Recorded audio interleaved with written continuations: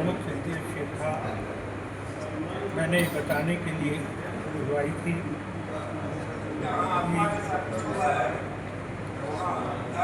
मैंने भारतीय जनता पार्टी से त्यागपत्र देकर छोड़कर जन स्वराज पार्टी की नीति सिद्धांतों के साथ अपने आप को जोड़ने का निश्चय किया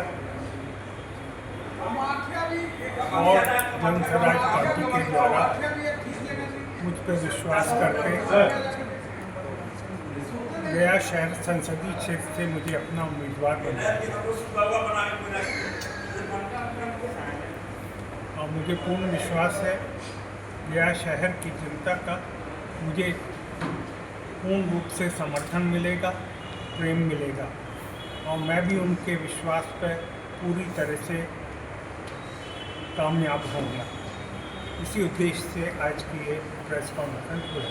सर, कई पार्टी हैं, भाजपा है, महागठबंधन है, क्या ऐसा होगा जनसुराज में जो आपको लोग वोट देंगे? क्या खास होगा? भाजपा को भी पिछले 35 साल से लोग देख ही रहे हैं, बाकी दूसरों को भी देख रहे हैं। जनसुराज अभी नई पार्टी है, 2 साल से बनी है। उनकी नीति सिद्धांत और जो है स्पष्टवादिता भी देखते हैं। विकास कौन कर सकता है ये जनता को समझेगी, इसलिए वोट करेंगे। गया में सर क्या क्या चेंजेस करना चाहेंगे अगर आप? गया में बहुत सी समस्याएं हैं, सड़कें ढंग से नहीं है, नालियाँ नहीं है, जो है गांधी मैदान की स्थिति देख लीजिए क्या स्थिति है, जो है पूरा शहर जाम से त्रस्त रहता है। उसकी वो व्यवस्था सुधारने के लिए कुछ भी कोशिश नहीं है। बहुत सी समस्याएं हैं, पार्किंग की व्यवस्था नहीं है, कोई विद्यालय तो खुले हैं, लेकिन विद्यालय खुले हैं तो विद्यालय में गरीब बच्चों की पढ़ाई की कहीं सुविधा नहीं है, कहीं सुविधा गरीब बच्चों के लिए नहीं है। बहुत सी समस्या है। तो भारतीय जनता पार्टी को छोड़कर जनसुराज ज्वाइन किए हैं, क्या उसमें खामियां नज़र आई? इसमें क्या खासियत नज़र आई जो इस तरह? खामियां खासियत वाली जो भारतीय जनता पार्टी जो थी पहले कैलाशपति मिश्रा जी वाली जो पार्टी थी, उस वो सोच की पार्टी है भारतीय जनता पार्टी। और इसमें क्या खासियत नज़र आई जो जनसुराज को ज्वाइन किए? जनसुराज प्रशांत जी बहुत स्पष्ट बोलते हैं और जो है कि लगन है, उनकी मेहनत है। वो चाहते हैं कि बिहार का विकास हो, बिहार की आगे करे, बड़े तरक्की करे। जो यहाँ से पलायन होता है, रोजगार नहीं है, उन सब की समस्याओं का समाधान हो, उसके लिए और विकास जो प्रशांत जी लगे हुए हैं, इसीलिए मैंने अपने आप को प्रशांत जी के साथ। विपक्ष तो लगातार लगा हुआ है, बोल रहा है 243 में से एक सीट नहीं आने वाली है, केवल वो आरजेडी का वोट काटने के लिए आई है। ये तो समय बताएगा। गया के लिए क्या कुछ खास होगी? बताया तो मैंने, गया की जो समस्या है उसका समाधान करना मेरा वो इस शहर ने मुझे बहुत कुछ दिया और मुझे लगता है कि जो इसने दिया है मुझे भी इसको इस शहर को कुछ लगाना चाहिए।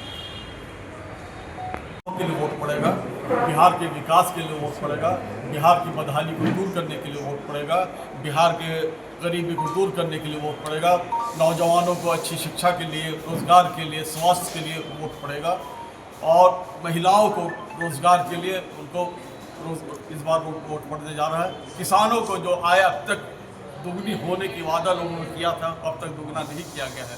ये सारे मुद्दाओं पर हमारे जिस दिन हम लोग संसद पहुँचेंगे और हमारे सारे विधायक पहुँचेंगे जीत करके, व्यवस्था परिवर्तन होगा। हम लोग ने जो 5 वादा किया है वो पूरा करेंगे।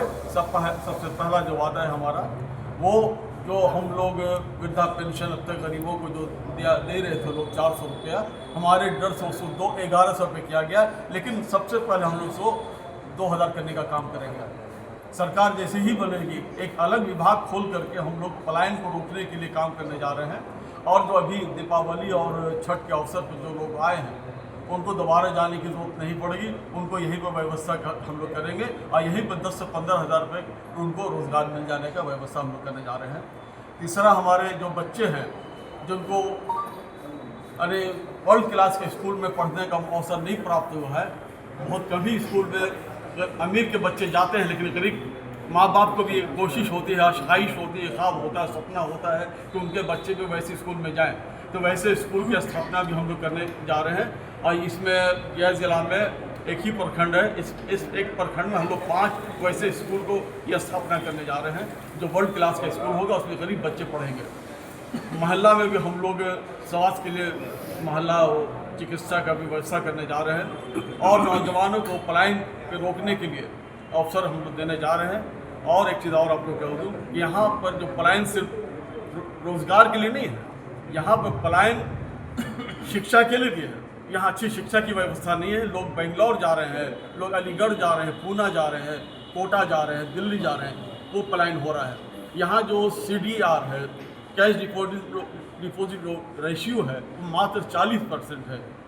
और दूसरे जगह हम गुजरात के कुछ लोग से बात कर रहे थे तो वो लोग बता रहे थे 127% वो CD रेशियो है। और पूरे हिंदुस्तान का अगर हम लेके चलते तो 70%। अगर हम लोग 70% में CD रेशियो में आ जाएंगे तो बहुत लोगों को लोन मिलेगा, घर बनेगा, ज़मीन खरीदाएगा और उससे लोगों को रोज़गार मिलेगा। और हम रोज़गार बहुत कल कारखाने खोल करके रोज़गार नहीं दे सकते हैं। हम लोग सर्विस सेक्टर ही में रोज़गार 65% देने का व्यवस्था करने जा रहे हैं। सर, आपने बोला अभी स्कूल जो है वर्ल्ड क्लास लेवल का रहेगा, तो जो क्या सरकारी स्कूल है क्या उसको बनाया नहीं जा सकता है? हम लोग की प्रयास होगी, लेकिन उसमें वो सुविधा देंगे जो सरकारी वर्ल्ड क्लास स्कूल में होता है, वही स्कूल का सुविधा हम लोग देने जा रहे हैं जो भी सरकारी स्कूल होगा। कहीं ना कहीं कैंडिडेट किसी पार्टी को छोड़ करके भी आ रहे हैं, उनको टिकट दिया जा रहा है, क्या उद्देश्य है आखिर?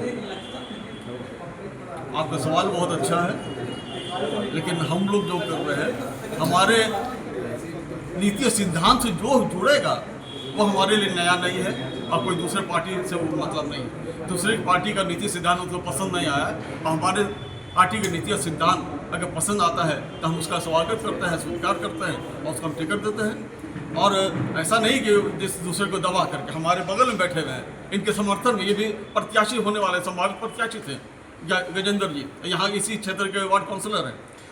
इन्होंने स्वागत किया इनका, किसी को तकलीफ तो हुआ नहीं है, सारे लोग स्वागत कर रहे हैं। सारे लोग ने आला कमान पर भरोसा जताया है कि जो भी प्रत्याशी आएगा वो लोग हम लोग जिता करके भेजेंगे। आने वाला समय में जन स्वराज गठबंधन करेगा किसी के साथ? किसी के साथ नहीं करेंगे, न पहले किया है न बाद में करेंगे।